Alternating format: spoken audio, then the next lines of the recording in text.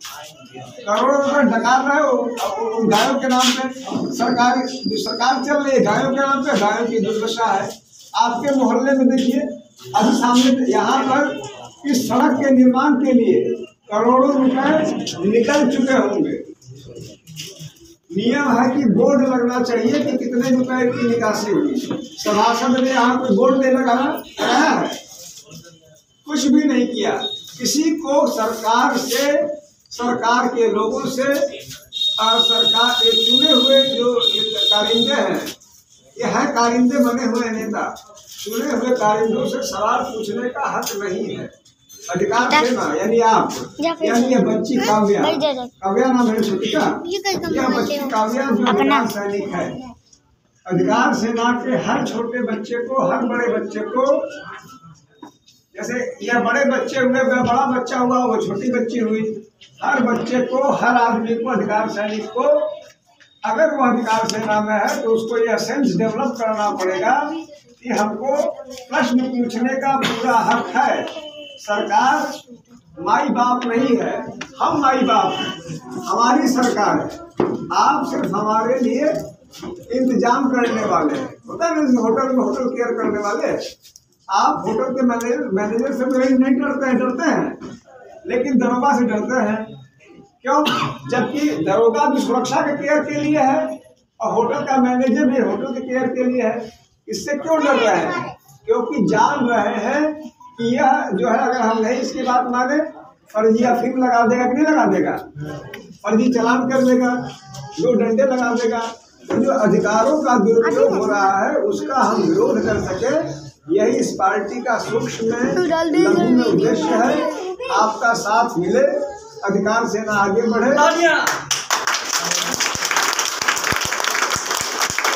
हमारी बात पूरी नहीं, इसमें काव्या ने बजाया कि तुमने बजाई?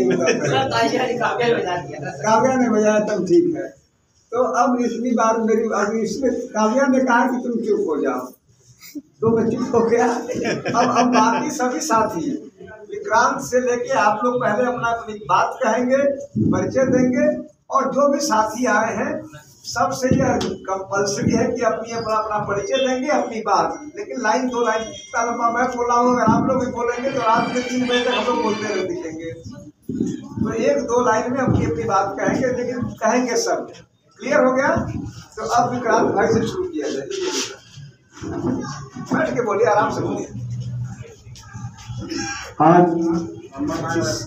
अधिकार सेना पार्टी के कार्यालय के उद्घाटन अवसर पर उपस्थित हुए आप सभी भाई बंधुओं का, माताओं का, बहनों का और बच्चों का मैं हार्दिक वंदन अभिनंदन करता हूं। हमारे बीच में उपस्थित लखनऊ से आए उत्तर प्रदेश पुलिस के एक कद्दावर ईमानदार अफसर माने जाने वाले, उत्तर प्रदेश की राजशाही, उत्तर प्रदेश की तानाशाही से टकराने वाले और किसी भी अंजाम तक जाने की जिद रखने वाले एक ऐसे ईमानदार आईपीएस अफसर, जिन्होंने अपने कार्यकाल में रहकर अपने ही विभाग के ऐसे ऐसे कारनामों को उजागर कर दिया कि सरकारों के भी माथे पर पसीने छूट गए। ये हमारा गौरव है, हमारा एक अभिमान है कि आज वो हमारे बीच में उपस्थित हैं। हमारे बीच में उपस्थित पूर्व आईपीएस, जिन्होंने अपनी नवीन गठित पार्टी अधिकार सेना का गठन किया है, आम नागरिकों को उनके अधिकारों के प्रति जागृत करने के लिए और उन्हें उनके अधिकारों के अनुरूप चलने के लिए जो बल और शक्ति दे सकती है पार्टी, ऐसी पार्टी का गठन उन्होंने किया है। हम सभी उनके आभारी हैं कि उन्होंने समाज में एक ऐसे सामान्य मंच पर हमें लाकर खड़ा किया है जहां हमें और आप सभी को बोलने की, अपनी बात कहने की और अपने अधिकारों को जानने की आजादी है। देखिए, आज अमिताभ सर हमारे बीच में हैं और कहते हैं कि हर सफल व्यक्ति के पीछे एक सफल नारी का हाथ होता है। आज मैं बड़े गर्व से कहना चाहता हूं कि यदि अमिताभ सर पूरे सिस्टम से लड़के आए हैं या आज भी लड़ने को तैयार बैठे हैं, तो कहीं ना कहीं उसके पीछे हमारी बड़ी बहन कह लें, हमारी दीदी कह लें, हमारी एक आइडियोलॉजी कह लीजिए, एक आइडल कह लीजिए, हमारी दीदी नूतन ठाकुर जी का बहुत बड़ा योगदान है। एक आदि शक्ति जगदम्बा के रूप में, एक वरिष्ठ अधिवक्ता हाईकोर्ट के रूप में और सदैव एक धर्म पत्नी के रूप में और एक अर्धांगिनी के रूप में अगर उन्होंने अमिताभ सर का साथ दिया है तो कहीं ना कहीं ये इस बात के भारतीय दर्शन को दर्शाता है कि भारतीय नारी किसी भी परिस्थिति में अपने पति और अपने सुहाग के लिए यमराज से भी लड़ सकती है। ये गर्व का विषय है।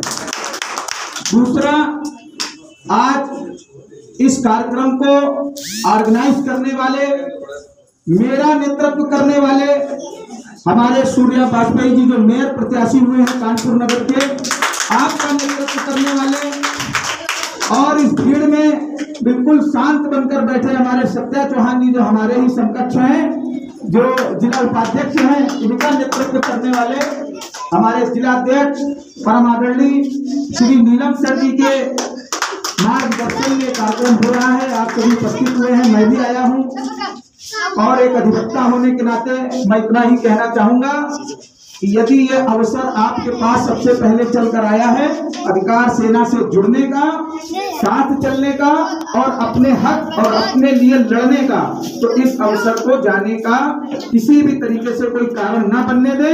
अधिकार सेना पार्टी से जुड़े और आगे चलकर इसकी नींव आप सभी लोग मजबूत करें। इन्हीं शब्दों के साथ जय हिंद, जय भारत।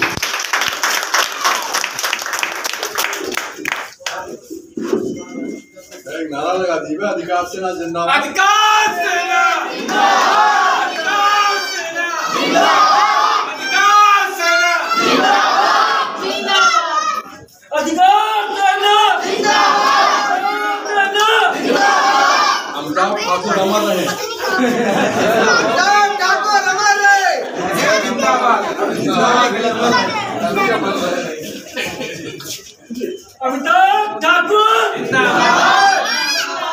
अब मैं अपना परिचय दे दूं। मैं नूतन ठाकुर पेशे से एक अधिवक्ता हूँ, एडवोकेट हूँ और अधिकार सेना से जुड़ी हुई हूँ। प्राथमिक सदस्य बोल लीजिए तो कार्यालय प्रभारी बोल लीजिए, या जिस समय मेरी जहाँ जरूरत होती मैं उसमें इस पार्टी से जुड़ी हुई हूँ। और मुझे सबसे अच्छा लगा, अभी तक मैं कई जगहों पे गई, पुरुष साथी तो कई मिले अधिकार सेना के लिए और उससे जुड़े हुए, लेकिन महिलाएं बहुत कम संख्या में दिखी। आज मुझे ये अच्छा लग रहा है कि आज वास्तव में लग रहा है कि अधिकार सेना में केवल पुरुष ही नहीं, महिलाएं भी जुड़ी हुई हैं और आज अच्छी खासी संख्या में महिलाएं। और मैं ज़्यादा नहीं बोलूँगी, मैं ये जानती हूँ कि जब महिलाएं सामने आती हैं और जहाँ जुड़ जाती हैं तो उस पार्टी को या उस संस्था को जो भी हो, अगर महिलाएं जुड़ती तो सफल होने से कोई रोक नहीं सकता है। और आज आप बहन लोग हमसे जुड़ी हुई हैं तो अब पूरा हमें विश्वास हो गया है कि हम जिन उद्देश्यों को लेके चले हैं वो सफल होगा। और इसमें आप लोगों की सहभागिता की और भी ज़्यादा ज़रूरत है। और जहाँ तक क्योंकि मैं खुद महिला हूँ और इस चीज़ को जानती हूँ कि जब कभी कोई परेशानी होती है तो बाहरी दुनिया की मैं कहूँगी तो हम कई बार वो भरोसा करते कि घर के जो पुरुष सदस्य हैं वो देखें, आगे आए, हम थोड़ा पीछे हो जाते हैं। लेकिन अगर हम भी उसमें सहभागिता करें और वो बीड़ा उठा लें तो न सिर्फ मेल मेंबर को ताकत मिलती है बल्कि हमारी ताकत भी दुगुनी हो जाती है। और ऐसे रूप में जो बहनें यहाँ जुड़ी हुई हैं वो भी अगर एक समूह के रूप में और लोगों को जोड़ती हैं तो तमाम ऐसी छोटी छोटी समस्याएं हैं उसको आप खुद महसूस करेंगे कि अगर इकट्ठा होकर बोलते हैं तो बहुत आसानी से दूर हो सकती है। उदाहरण के तौर पे जैसे बहुत छोटी चीज़ है कि कई बार सीवर गंदा होता है, नाली पानी साफ नहीं आ रहा है, इस तरह की चीज़ें जो रोज रोज से जुड़ी हुई चीज़ें हैं जिसका सबसे ज़्यादा कमी हम महिलाएं महसूस करती हैं। अगर हम इकट्ठे अगर 10 महिलाएं इकट्ठे होकर बोले तो वो बड़ी आसानी से वो चीज़ को हम दूर करा सकते हैं। तो आज ज़्यादा मैं नहीं बोलूँगी, फिर आना होगा, आप लोगों से मुलाकात होते रहे कि हमारे लायक जो भी बात हो, यहाँ हमारे पदाधिकारी हैं उनको अवगत कराइए, हमसे भी चाहिए जुड़ सकते हैं। जिस रूप में भी हमारे सहयोग की जरूरत हम सहयोग देने के लिए तत्पर हैं।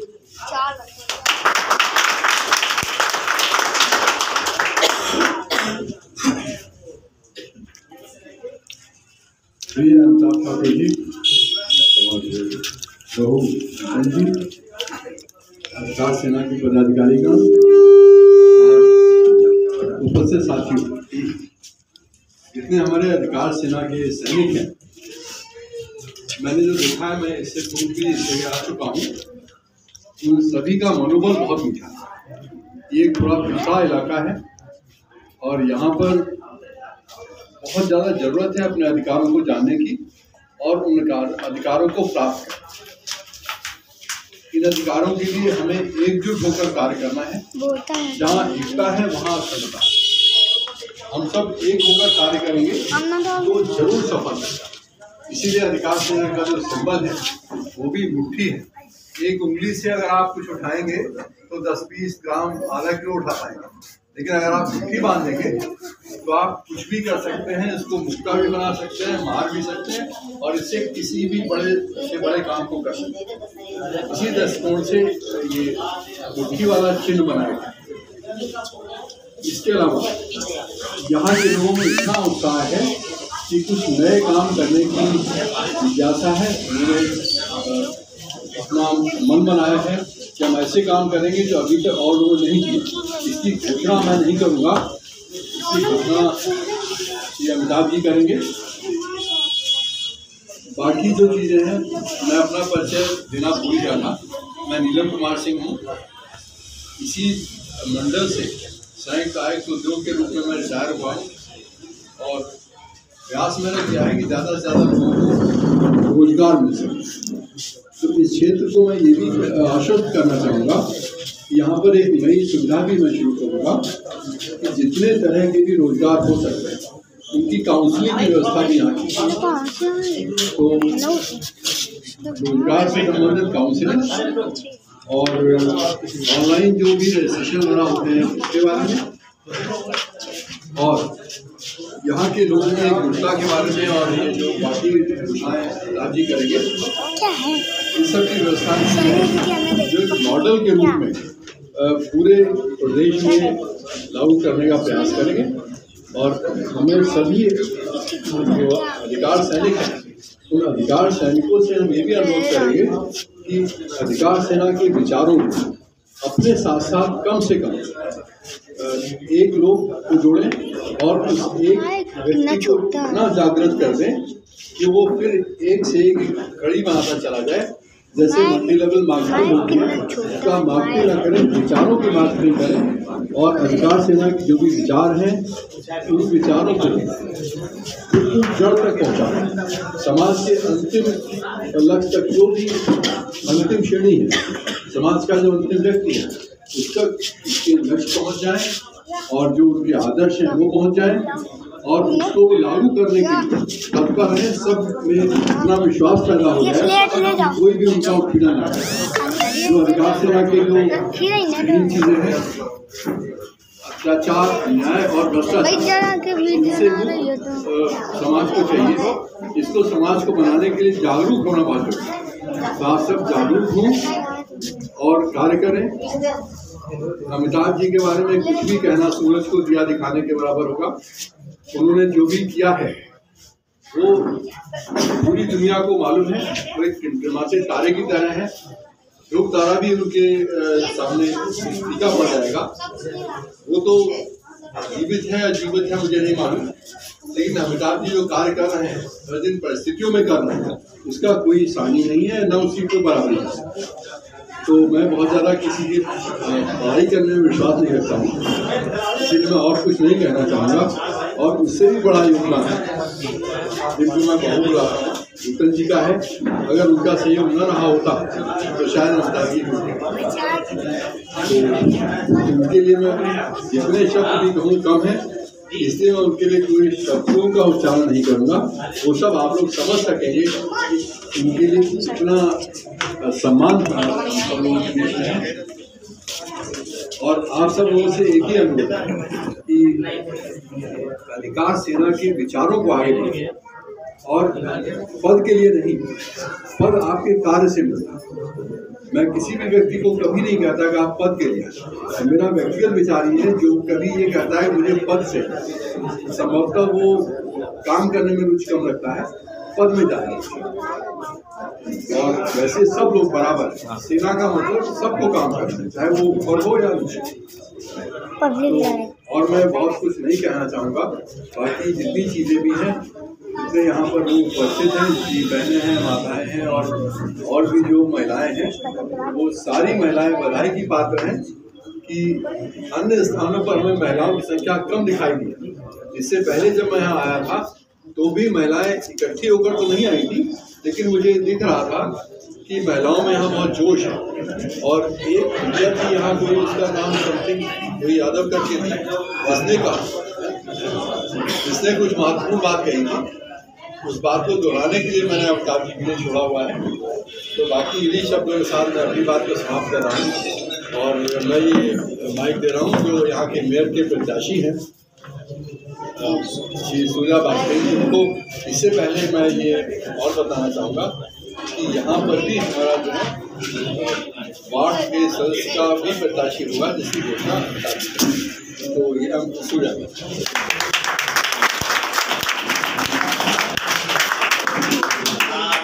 सर्वप्रथम आप सभी हमारे पंथी वृंदावन के सम्मानित नागरिकगण, मैं आपके जोश की सराहना करते हुए आपके चरण कमलों में मैं वंदन करता हूं। और परिचय तो अभी हमारे बड़े भाई ने आपको दिया ही है, मैं अपनी पार्टी की बात को आगे रखता हूं।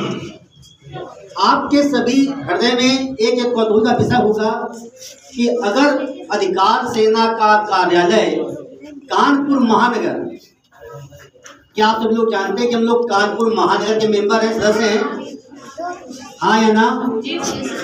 क्या आप बता सकते हैं कि कानपुर महानगर की स्थापना किस वर्ष में हुई? एनीबडी? ध्यान सुनिएगा, कानपुर को नगर से महानगर का दर्जा सन 1998 के पहले से दिया गया।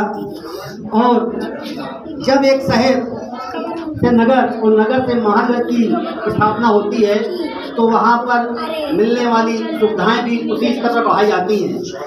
आप लोगों ने सुना होगा कि हमारे कानपुर नगर को ग्रीन सिटी का दर्जा दिया गया।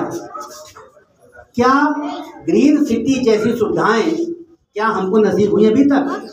पहला प्रश्न। दूसरा प्रश्न, हमारे साथी पीछे सरकारी बंधु उपलब्ध हैं, मैं उनको बताना चाहूँगा कि जब किसी शहर से जब आप महानगर में जाते हैं तो उस महानगर को आपको मिलने वाली सुविधाएं उसी स्तर की होनी चाहिए। और सरकारी व्यवस्थाओं में भी मिलने वाला टीए और टीए भी उसी स्तर का होना चाहिए। जबकि जानकारी के अभाव में हमारे जो सरकारी कर्मचारी हैं आज भी सिर्फ और सिर्फ कानपुर नगर के टीए और टीए पर अपनी सरकारी नौकरी को कर रहे हैं। कारण सिर्फ इतना है कि हमें अपने अधिकारों का ज्ञान न होना। अन्याय, अत्याचार और भ्रष्टाचार, जैसे कि हमारी जो पार्टी है अधिकार सेना, उसका सबसे प्रमुख बिंदु है अन्याय, अत्याचार और भ्रष्टाचार के खिलाफ अपनी आवाज बुलंद करना। लेकिन एक आम आदमी अपनी बातों को तब तक अच्छे से कुछ नहीं कर सकता जब तक उसको अपने अधिकार न पता हो। हमें अपने अधिकार न पता होने के कारण हमारे साथ अन्याय होता है, अत्याचार होता है और भ्रष्टाचार होता है, और हम उसकी कहीं भी किसी प्रकार की टिप्पणी नहीं कर पाते। आप जिस इलाके में रहते हैं, क्या आपने अपने सांसद को आज से कितने दिन पहले से नहीं देखा? जवाब दीजिए आप लोग। क्या आपने अपने सांसद को आज से 3 साल पहले, 4 साल पहले क्या यहाँ पाया? जवाब दीजिए आप लोग। नहीं पाया ना? लेकिन आगामी जब आपका चुनाव होगा तो यही आपके सांसद आपके वोट लेने के लिए आपके गलियों में खड़े होंगे, लेकिन उसके बाद खड़े नहीं होंगे। मैंने शुरुआत की थी कि अगर अधिकार सेना के पार्टी के कार्यालय का उद्घाटन आज कानपुर नगर के सबसे अंतिम छोर पर किया गया तो क्यों? उसका सबसे बड़ा प्रमुख कारण यही था कि आपके क्षेत्र को पिछड़ापन का दर्जा उन नेताओं के द्वारा दिया गया जो विधायक और सांसद कहलाते हैं। मेरा प्रश्न था कि क्या आपने अपने सांसद को देखा? जवाब आपने दिया। मेरा दूसरा प्रश्न है, क्या आपने अपने चुने हुए विधायक यहाँ पाया? छोड़िए, क्या आपने आज तक किसी पार्टी के जो राष्ट्रीय अध्यक्ष हो, जिसने पार्टी की नींव रखी हो, क्या आपने उसकी कल्पना भी की कि वो आपके क्षेत्र में आएगा? नहीं, लेकिन अधिकार सेना ने अब आपके अधिकारों को जनाने के लिए ही हमने इस अधिकार सेना की नींव रखी है। और हमारे राष्ट्रीय अध्यक्ष श्री अमिताभ ठाकुर जी आज आप लोग के बीच उपस्थित हैं और ये कानपुर महानगर की पहली मीटिंग है जो आप लोग के मध्य हुई और आप लोगों ने उसी प्रकार अपने क्षेत्र के जोश के साथ में हमारे आने का इंतजार किया। हम लोग कुछ विलम्ब हुए, इसलिए हम आपसे क्षमा प्रार्थी हैं। अब हम लोग बात करते हैं कि आज हम लोग की आवश्यकता क्यों। जब हमारे पास रोटी नहीं होती तो हमारी सरकारें हमको फ्री में अनाज देती हैं, वेरी गुड, बहुत अच्छी बात है। लेकिन क्या ये सरकारें कभी एक आम आदमी से कहती हैं कि आप भी हमारी राजनीति की पार्टी का हिस्सा बनिए, आप भी हमारे मेंबर बनिए और आप भी चुनाव में उतरिए। आज कहने को हम लोग आज 135 करोड़ की संख्या में उपलब्ध हैं, लेकिन क्या हमारे पास वाकई क्या कुछ गिने चुने चेहरे 10, 15, 20 ऐसे चेहरे हैं जिनको हम वाकई अपना नेता मान सकें? नेता वो जो जनता की समस्याओं को सुनने के लिए हमेशा क्या हो, उपस्थित हो। आज के समय में क्या सिस्टम चल रहा है, जनता त्रस्त है और राजा मस्त है। अगर यही कल्पना उल्टी हो जाए कि जिस दिन जनता मस्त हो जाएगी उस दिन राजा त्रस्त हो जाएगा। क्यों? अगर जनता मस्त है तो ना अपराध है, ना अन्याय है, ना भ्रष्टाचार है, तो भी राजनीति कहाँ है? राजनीति की शुरुआत तब होती है जब अन्याय होता है, अत्याचार होता है और भ्रष्टाचार होता है। मेरा कहना सिर्फ इतना ही है कि हम लोग अधिकार सेना के वो सैनिक हों जो आपके अधिकारों को आप तक पहुंचाएं कि आपका अधिकार क्या है। हम लोग को शिक्षित किया गया या साक्षर किया गया। सरकार साक्षरता अभियान चलाती है, शिक्षित अभियान नहीं चलाती। साक्षर होने का मतलब है कि आपके हाथ में डिग्री होना, लेकिन जो डिग्री आपके हाथ में है उस डिग्री का उपयोग कहाँ करना, क्या आज तक किसी संस्थान में बताया गया? आपने इंटर में जो पढ़ा, आपने हाई स्कूल में जो पढ़ा, उसका लाभ किस योजना में होना है, किस नौकरी में होना है, क्या बताया गया? नहीं। क्यों? अगर आपको ये लाभ बताया जाता ना तो आज देश की स्थिति दूसरी होती। हम विकासशील नहीं, हम विकसित होते। आज सबसे प्रमुख समस्या चिकित्सा और शिक्षा की है। हमें कहने की आवश्यकता नहीं है कि आप चाहे कानपुर नगर के हाईलाइट ले आइए, उसला से आइए, KMC चले आइए, हर जगह की व्यवस्थाएं वही हैं जो आप देख रहे हो। ऐसी व्यवस्थाएं क्यों? उसका कारण सिर्फ इतना है मित्र कि हम अपनी उपयोगिता साबित नहीं कर पाते। एक छोटा सा उदाहरण दे रहा हूँ, बहुत ध्यान सुनिएगा कृपया आप सभी लोग। जैसे हमारे मित्र यहाँ पर जो व्यवस्थाएं की खाने पीने की, तो हम लोग की संख्या को लेकर की गई। काश ऐसा सौभाग्य होता कि यहाँ पर यही संख्या इससे 10 गुना होती तो जो व्यवस्थाएं थी वो ऊंट के मुंह में जीरा होती। आज जो भी योजनाएं बनती हैं सरकार के द्वारा, उन योजनाओं से जब लाभ की तरफ जाते हैं तो हम पाते हैं कि हम बहुत पीछे हैं। एक उदाहरण है, हमारा नेशनल हाईवे बना हुआ है। जो लोग की एज यहाँ पर 40 साल से ऊपर है, उन लोगों ने पाया होगा कि जब एक नेशनल हाईवे बना उससे पहले यहाँ पर जाम की स्थिति क्या थी, बहुत कम थी। लेकिन आज इतना 8 लेन का हाईवे बनने के बाद सड़कों में 8 लेन का हाईवे बनने के बाद आज जाम की स्थिति क्या है, उससे 10 गुना जाता है। क्या आप मेरी बात का समर्थन करते हैं? करते हैं? अगर करते हैं तो उसका कारण क्या है? उसका कारण सिर्फ ये है कि हम अपनी जनसंख्या को सही से वोटर लिस्ट पे हाजिर नहीं करा पाए। आज कहने को हम लोग कानपुर महानगर की जनसंख्या 45 लाख है, लेकिन वास्तविकता में हमारी क्या है जनसंख्या उससे बहुत ज्यादा है। जो सरकारी व्यवस्थाएं होती हैं उस संख्या के आधार पर होती हैं और हम क्या हैं उससे नहीं पा पाते। क्यों? हमने अपना दाखिला वोटर लिस्ट में नहीं कराया। तो आप सभी से निवेदन है कि इस कार्यालय में जिन भाइयों का वोटर लिस्ट में नाम दर्ज नहीं है वो लोग यहाँ पर संडे के संडे अपना मोबाइल लेकर आएंगे, अपनी 2 ID लाएंगे। हम आपके वोटर ID कार्ड को बनाने की व्यवस्था निःशुल्क करेंगे, जिसके लिए मैं स्वयं यहाँ पर उपलब्ध रहूँगा। मैं अपनी बात को विराम करता हूँ क्योंकि मुद्दे बहुत हैं, क्योंकि हम लोग आज से नहीं पिछले कई वर्षों से कुचले गए हैं और इसीलिए आज क्या है हम लोग पीड़ित हैं। और पीड़ित का एक फार्मूला क्या है, हम अन्याय, अत्याचार और भ्रष्टाचार से पीड़ित हैं।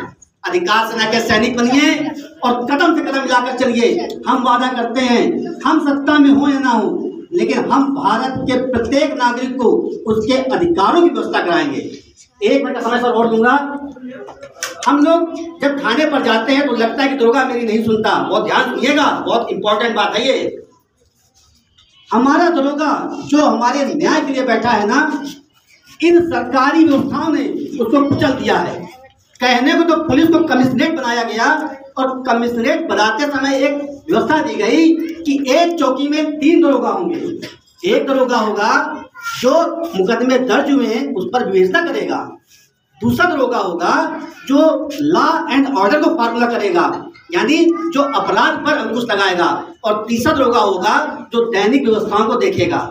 लेकिन आज दुर्भाग्य है, कानपुर कमिश्नरेट बनने के बाद किसी एक सिंगल चौकी पर 3 दरोगाओं की नियुक्ति नहीं हुई है। जब 3 का काम एक से कराएंगे तो कैसे वो व्यक्ति अपना काम अच्छे से कर पाएगा?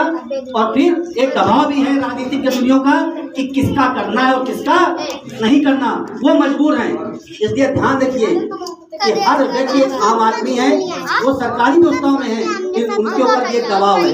हम पढ़े लिखे लोग हैं, हम अपनी बात बहुत सौम्यपूर्ण तरीके से अपनी बात उनके सामने रखेंगे, ताकि वो जाने कि आप अधिकार सैनिक के सदस्य हैं, तो आपको उसी प्रकार की इज्जत दें और आप उनको उसी प्रकार इज्जत दें, ताकि आपके कदम से कदम मिलाकर चलने वाला अगर कोई खड़ा है तो हमारा रक्षक है, और रक्षक वो पुलिस का चेहरा है। आज हमारे साथ बैठे हमारे अमिताभ ठाकुर साहब भी, जो कि IPS अधिकारी होते हुए करंट सरकार की सत्ता ने जबरदस्ती 11 देके बाहर किया। इसके पहले अमिताभ सर ने ना मुलायम सिंह की बात सुनी, ना मायावती की बात सुनी, ना अखिलेश की बात सुनी, ना हमारे तत्कालीन महाराज जी की बात सुनी। और उसी का आज ये परिणाम है कि आज हमारे IPS साहब हमारे बगल में बैठे हैं। नहीं तो वास्तविकता में आज उन्हें अपने उसी पद पर होना चाहिए था जहां पर वो काम कर रहे थे। एक बात और, IPS को 8 से ज्यादा फॉलोअर्स मिलते हैं, मैंने देखा है। कभी भी अमिताभ साहब ने कभी फॉलोअर्स नहीं दिए। क्यों? वो जानते हैं कि फॉलोअर्स की पीड़ा क्या होती है, और पीड़ा अमिताभ साहब से देखा नहीं गया। साहब ने जितना भी कार्य किया अपने जीवन में, एक निष्पक्ष कार्य किए, और उसका परिणाम है कि आज अधिकार सेना के संयोजक होकर के हमारे अमिताभ साहब हमारे बीच में हैं। ये हमारा सौभाग्य है।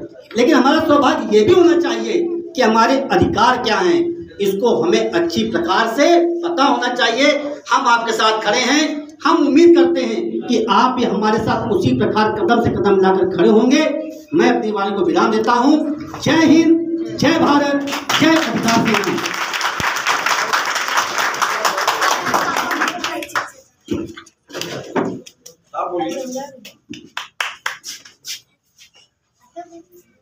सबसे पहले जनपद कानपुर नगर में माननीय अमिताभ ठाकुर जी का और बहन ऊधम ठाकुर जी का प्रथम आगमन पर मैं दिल की गहराइयों से हार्दिक स्वागत अभिनंदन करता हूँ। पहले सौभाग्य का विषय